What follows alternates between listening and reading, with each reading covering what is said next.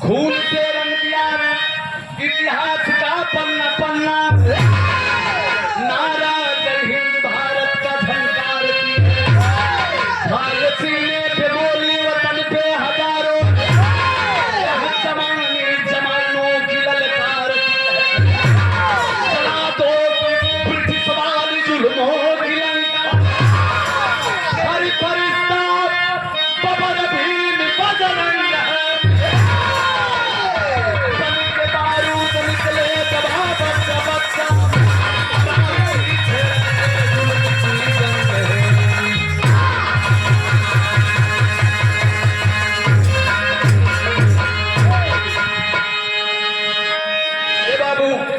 बात उस समय की है जिस समय अपना भारत देश गुलाम था, गुलामियों के जंजीर में मां जकड़ी हुई थी आजादी लाने के लिए, अपने देश के नौजवानों की लहू मांगती थी। आखिर में अपने देश के नौजवान अपने लहू को दे करके अपने देश को आजाद किए। यहाँ एक लाइन कव्वाली का गीत बारू है, गीत गलाई करता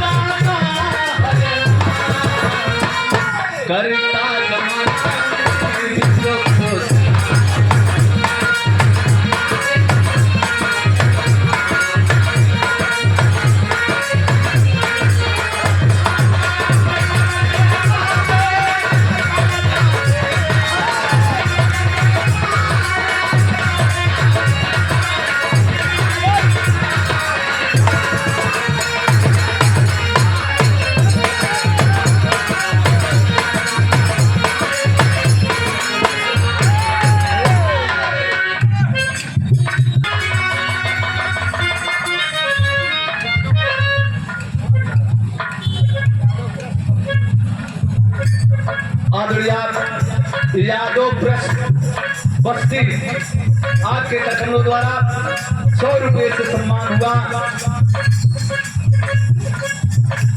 हमारे पार्टी की तरफ से आपसे बार बार नमस्कार है। लेकिन विरहा में कहानी पे गौर करेंगे क्या?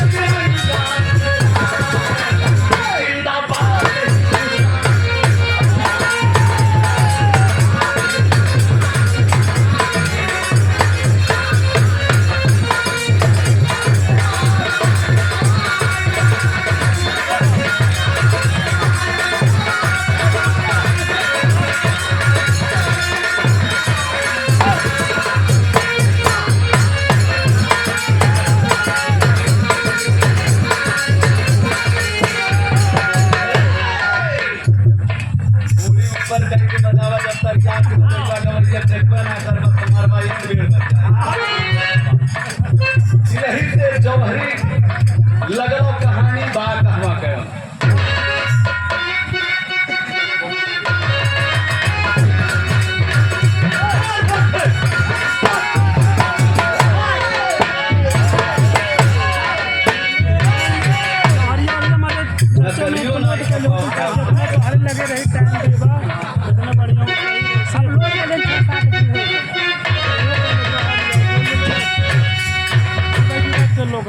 अरे मेरठ की पाक धरा पे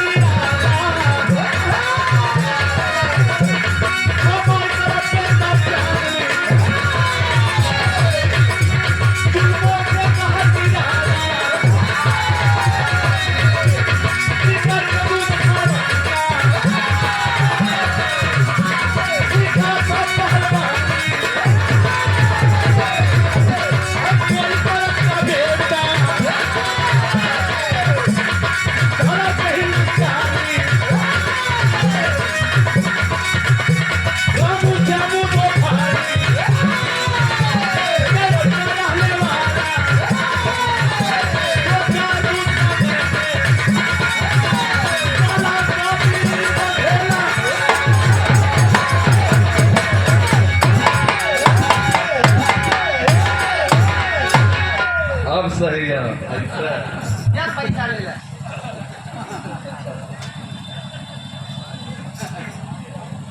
दो भाई थे, रामू बड़ भाई थे, छोटा भाई श्यामू था। बड़ा भाई रामू दूध बेचा किया करता था, पूरे राजा महाराजाओं के घर दूध को लेकर के जाया करता था।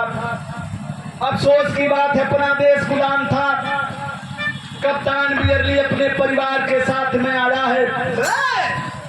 कप्तान बियरली का लड़का एक माइकल ब्राउन है। कप्तान बियरली अपने हिंदुस्तानी पहलवानन के देखलस अपने लड़कों को लड़कवा को पहलवानी सिखावे लगा रही, हिंदुस्तान के नकल करके।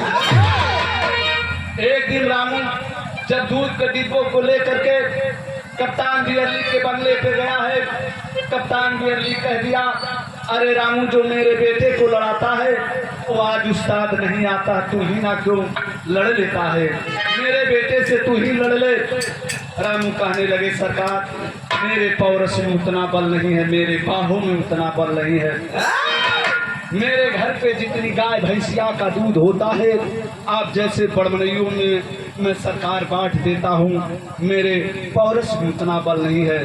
बारे कप्तान बियरली जैसे एक मालिक अपने कुत्ते को ललकार देता है, उसी तरह से कप्तान बियरली अपने बेटे माइकल ब्राउन को कुत्ते की तरह ललकार देता है।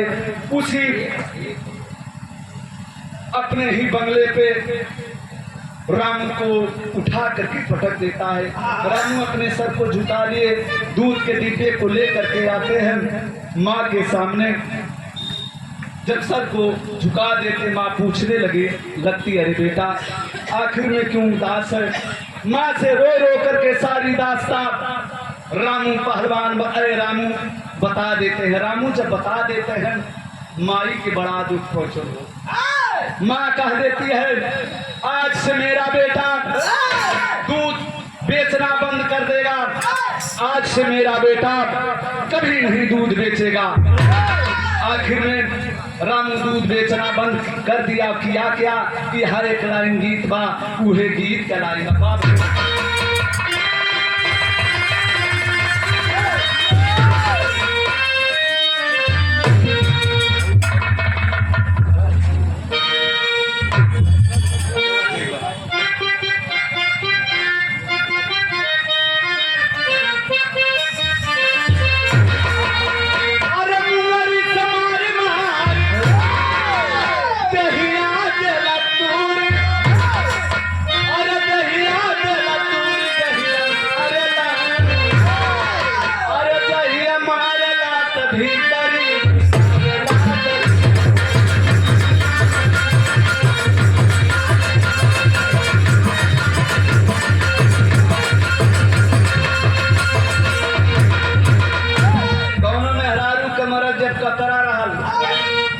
जौने दिनों कर लही जाते हो जमाना में वह फिल्मिया जो 3 घंटा दिखा जब कतरे लह जात रहा कपिल देव बाबू तो फिल्म दिखावे तब वह का हमार सैया जहिया मारे वो दिन मछली या भीतरी घुसावे ला जाती।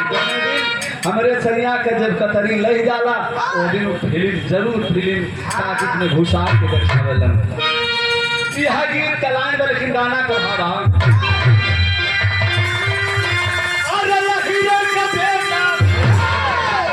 जाए बिरादरी पे नावा है तो यादव कुल की ये कहानी, लेकिन इस देश के लिए यादव नहीं, हर बिरादरी के लोग देश आजादी में लड़े, कोई वंचित बिरादरी नहीं है कि कौन ना बिरादरी अपने देश के लिए उन अंग्रेजों से नहीं लड़ा है। लेकिन कहानी यादव कुल वंश से चलती है क्या?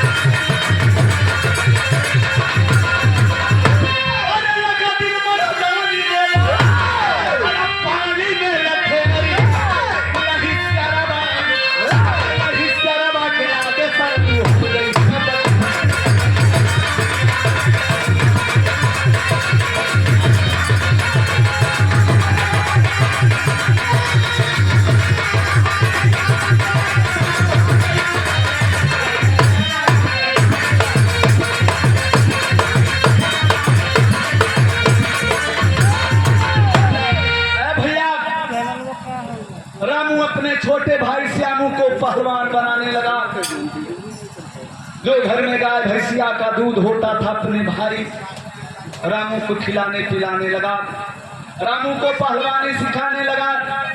एक दिन रामू जब पहलवान बन करके पहलवानी के दहलीज पे होते हैं, उस समय एक दिन भाई अपने भाई से कहता, भैया ये आपके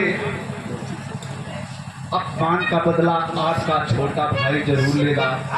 बात जौनी समय में भाई से भाई बात सुनन, आंखों में आंसू आ गया। ऐसा होगा जब मेरा भाई कह रहा है जरूर मेरे अपमान का बदला लेगा। समय गुजरने लगा, नतीजा निकल का तरज बदल गई।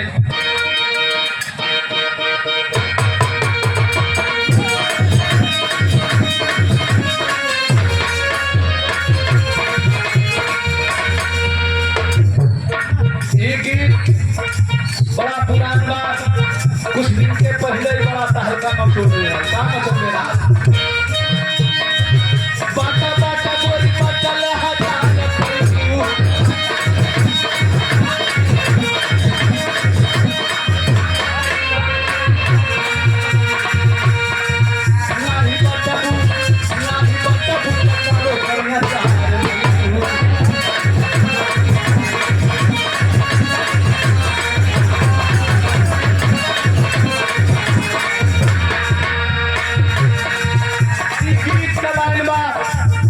कहानी पे गौर करेंगे। कहना है क्या? बेटा वाला वाला पट्टा जब जमान हो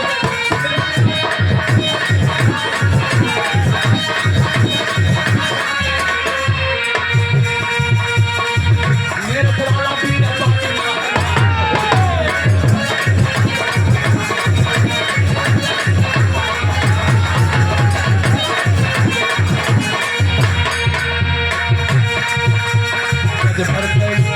जब भर पसीना दे लोहा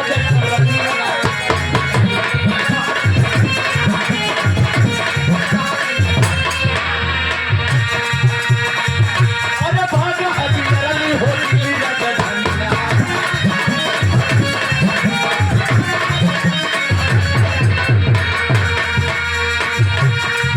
जाके दिल्ली भी दंगल का ऐलान हो गई।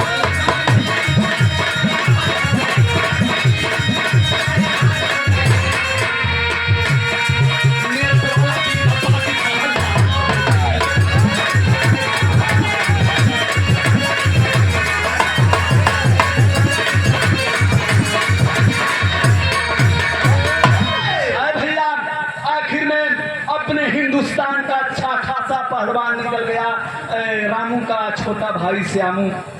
श्यामू जब पहलवान हो गया, धीरे धीरे जब अंग्रेज कप्तान बियरली को मालूम हुआ है, उस समय जब सुना है, उस समय किया क्या कि यहाँ तरज बदल गई। तरज है बात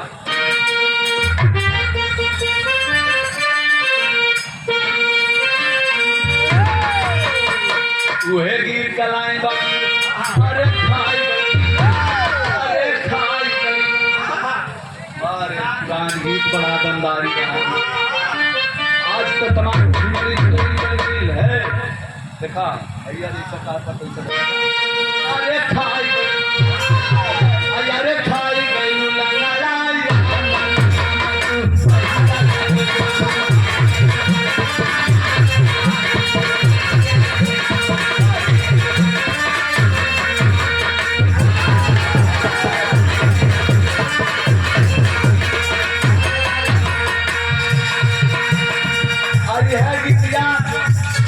जब गवरिया में निकाह होला या मेहरारू मर्द में होला, जब मर्दा कहला काम अरे खाई गईला,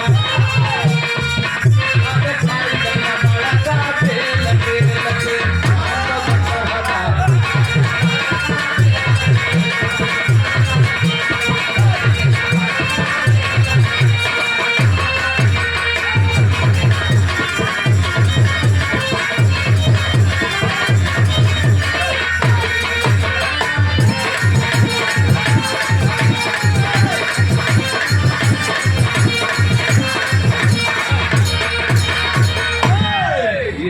का लाइन वाले लेकिन गाना कभावा उस समय नतीजा निकलल का अरे बोला अंग्रेज, अरे बोला अंग्रेज का पता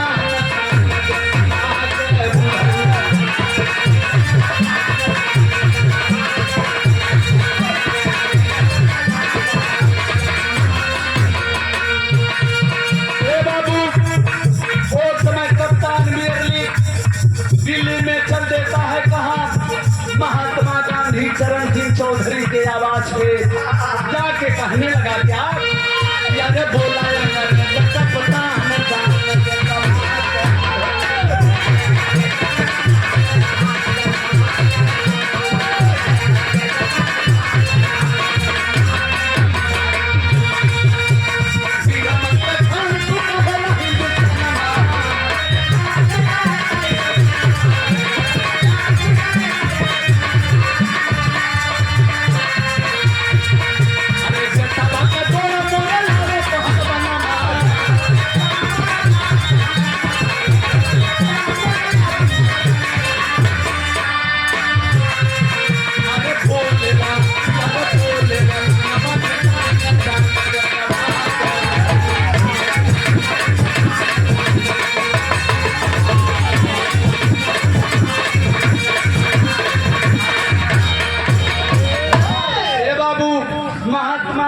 चरण सिंह चौधरी के आवाज पे जाकर के कहने लगा अरे नेताजी आप लोग खादी का कुर्ता खादी का टोपी दे करके झूठ बोलते हो, कहते हो मेरा देश रामकृष्ण गौतम की धरती है, आल हरूद लोरी सावर की धरती है, ये मैं मानने के लिए तैयार नहीं हूँ।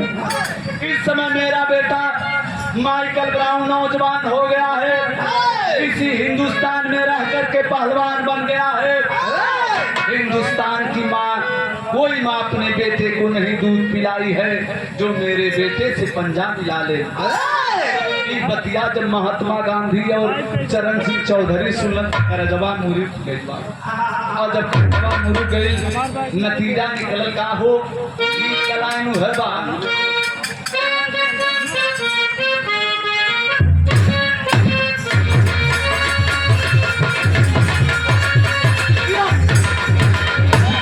दिखाई गीत के पहले बार कैसेट में गौलन ये दुनिया में ना हो, बुल्लू दादा गौलन का गौलन अरे काल का तवा, अरे काल का तवा से बना मोर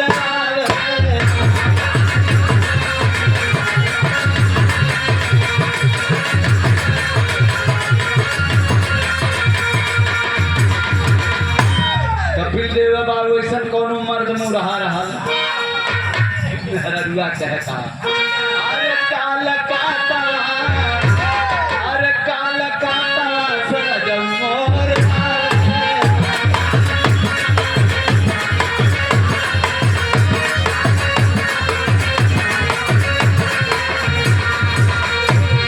अखिया मोर फरका अरे फुफुला मोर पहले जमाना कोनो चिट्ठी पाती ना रहल मेहरारू के कोनो ना कोनो परोहन बता दे कि हमार सरिया आवत है तार पहुँचले में तो तनी जल्दी पहुँच जात रहा लेकिन अंतर देसी जगह लिख के आवत माई डाकिया लोग उन्हें पहुँचाई ना पाए लेकिन वो समय कोनो न कोनो अंग मेहरारू के फर्क जा देखा श्याम हुआ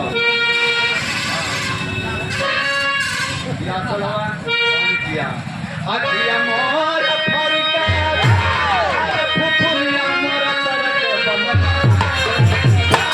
अरे दुल्हाया दोनों जो बना सब मना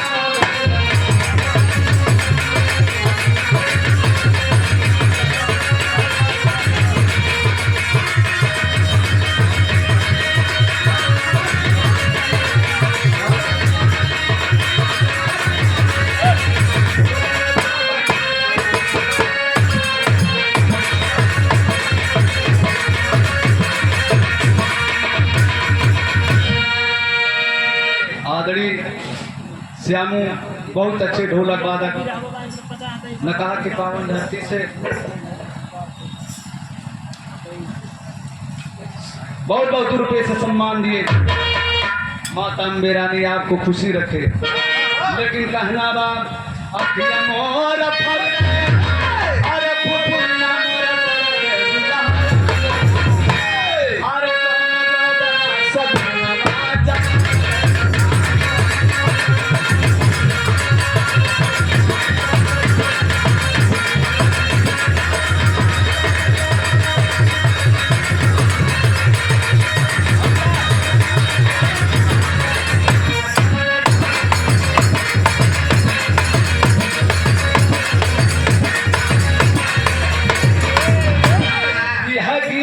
लेकिन कहानी पे गौर करी है का नतीजा निकल का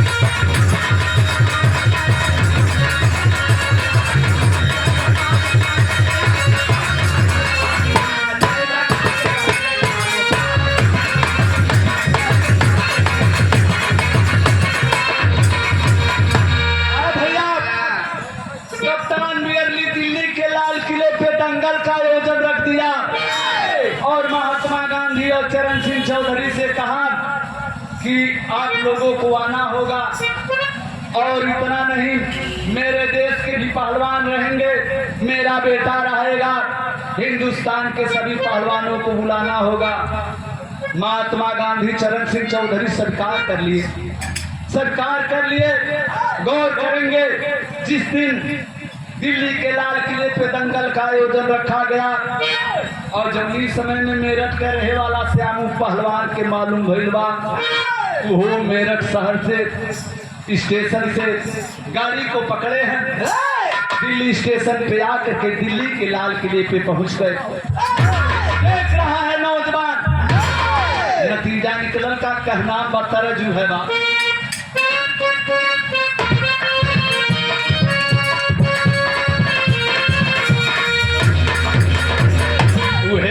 अरे माता हो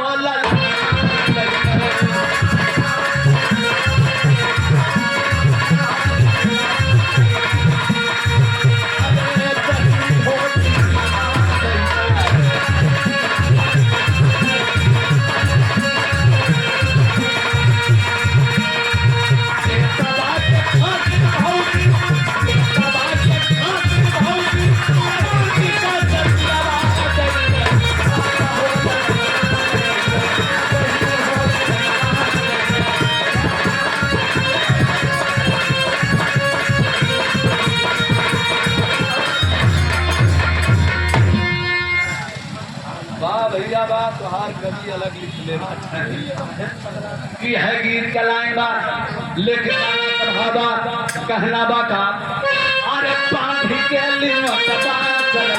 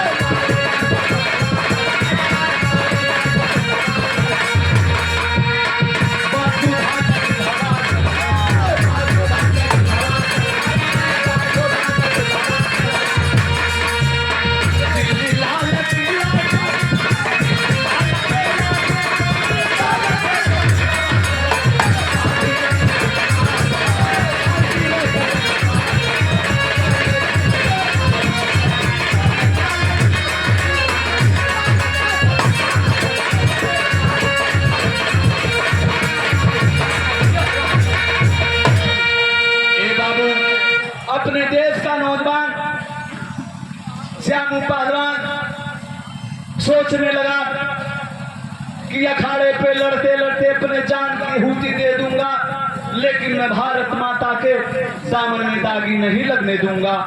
यही नौजवान घर से प्रतिज्ञा करके बाबू चल देता है। दिल्ली के लाल किले पर जिस समय अपने देश का नौजवान पहुंचता है, देखता है तमाम हिंदुस्तानी नौजवान पहलवान पहुंचे हैं। अंग्रेज कप्तान बियरली का लड़का माइकल ब्राउन अखाड़े पे घूम रहा है, लेकिन कोई उससे हिम्मत नहीं है कि पंजा को मिला ले।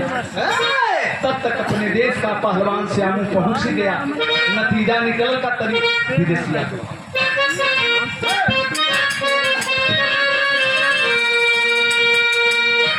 अरे पहुंची अखाड़ा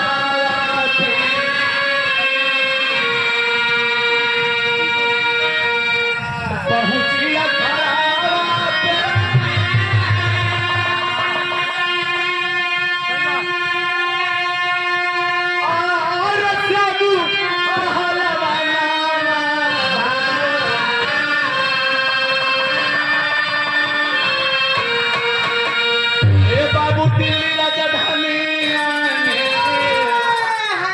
झूठे हिंदुस्तान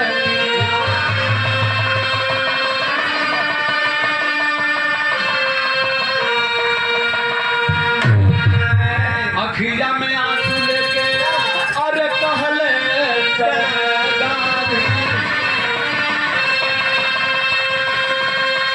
अरे क्या सवा कभी बताया अपने पानी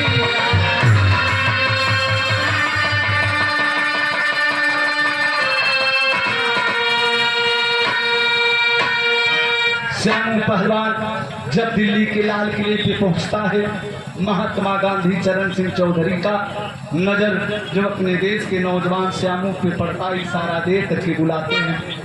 जाकर के पैर को छुआ है नौजवान। महात्मा गांधी कहने लगे, बेटा आज देश के सम्मान की जरूरत है, देखना भारत माता के दामन में दागी मत लगने देना, अखाड़े पे लड़ते लड़ते मर जाना, लेकिन पीठ को दिखा करके मत भागना बेटा। बाहर अपने देश का नौजवान जिसने बात को सुना है, कलेजा चौड़ा हुआ, किया क्या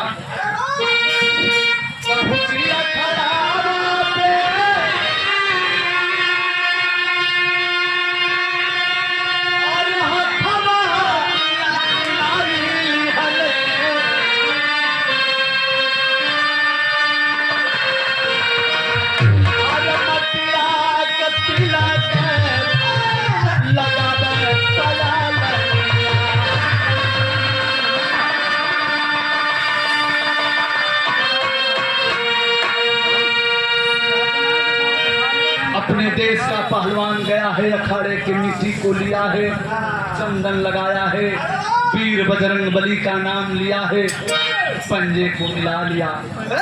यहाँ कटेरी कभी भाव लिखलन, ये देश पे का लिखलन।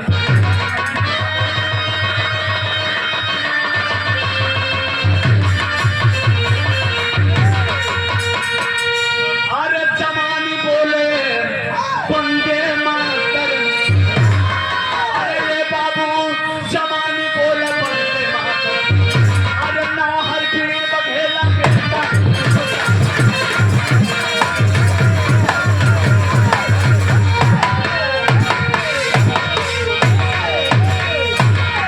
ना हर वीर बघेला बेटा हिंदुस्तानी, जमानी बोले बंदे मातर। नौजवान सोचने लगा, बार बार ना मालूम मर्द घर जन्म लूंगा, किस घर जन्म लूंगा। वो नौजवान ही सोच करके किया का भाव बदल गया।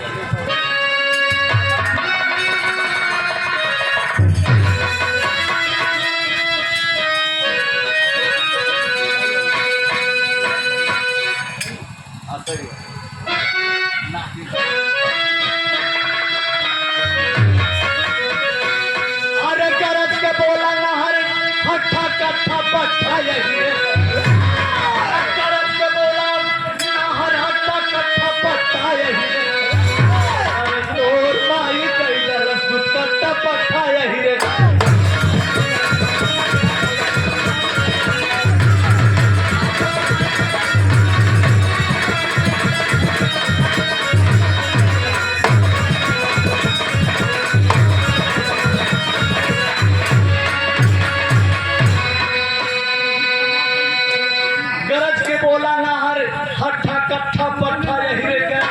अरे तोर माई कह दहलत दूध कट्ठा बोला ये हीरे का।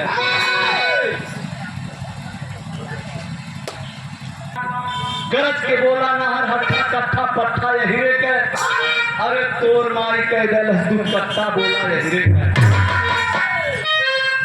वो समय अपने देश का नौजवान नहीं कहा है क्या, अरे गरज के बोला नहर हट्ठा कट्ठा पट्ठा ये हीरे का, अरे तोर माई कह दहलत दूध कट्ठा बोला ये हीरे का।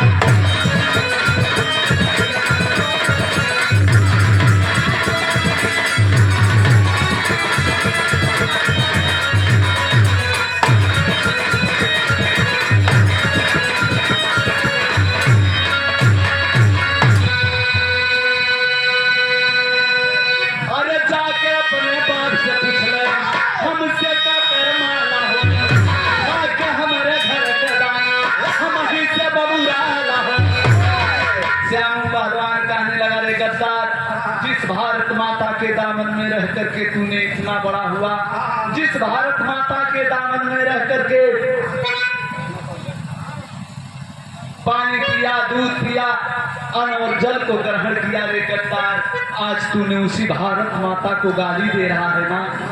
तो समय अपने देश का नौजवान किया क्या, अरे उठा के पटका जब पत्थर के पत्ता पत्थर, अरे उठा के पटका जब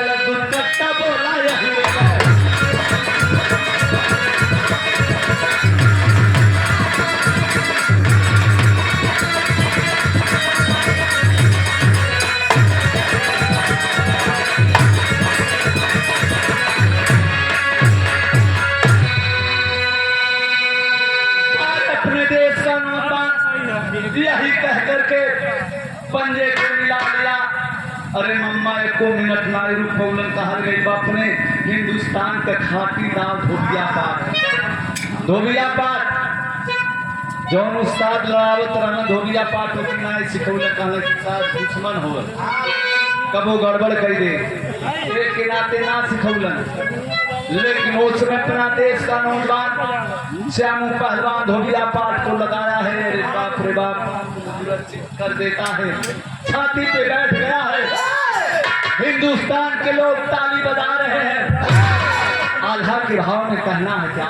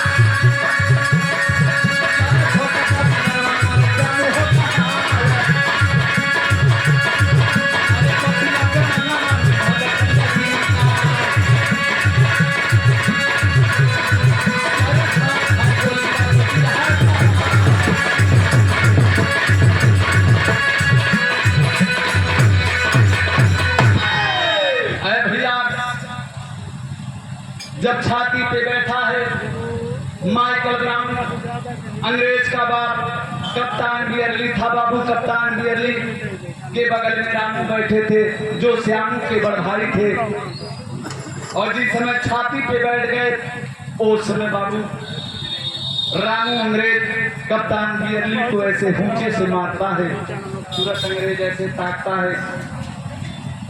रामू कहने लगे देख रहा है अरे जो तेरे बेटे के छाती पे सवार है वो और कोई दूसरा नहीं है बल्कि मेरा छोटा भाई श्यामू है। जिस समय इतनी बात अंग्रेज सुना है अपने रिवाल्वर को उठाया है तड़ातड़ रामू के सीने में गोली को चला देता है। और जब रामू के सीने में गोली को चला दिया रामू भारत माता के दामन में धाराशाही हो गए। अंग्रेजों की गोली चलने से अपने हिंदुस्तान के लोग भागने लगे क्योंकि उस समय अंग्रेजों का हुकूमत था। लोग भयभीत होकर के अपने हिंदुस्तान के लोग जब भागने लगे देखता है श्यामू पहलवान कि मेरा भाई रामू को गोली लगा है। बारे भाई आज भाई को भाई बचाने के लिए चलता है बाबू।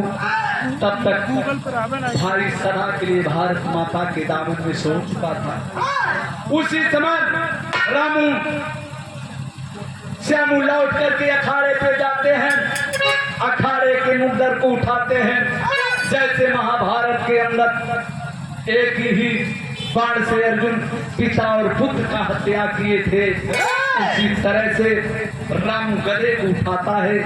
गधे को उठा करके कप्तान बियरली और कप्तान बियरली का जो लड़का माइकल ब्राउन था उसी गधे से चूर चूर करके हत्या कर देते हैं। अफसोस की बात है अपना भारत देश गुलाम था। गुलामियों के जंजीर में भारत माँ थी तब तक अंग्रेजों की फौज आ ही जाती है। जान केवल का आखिरी के भाग में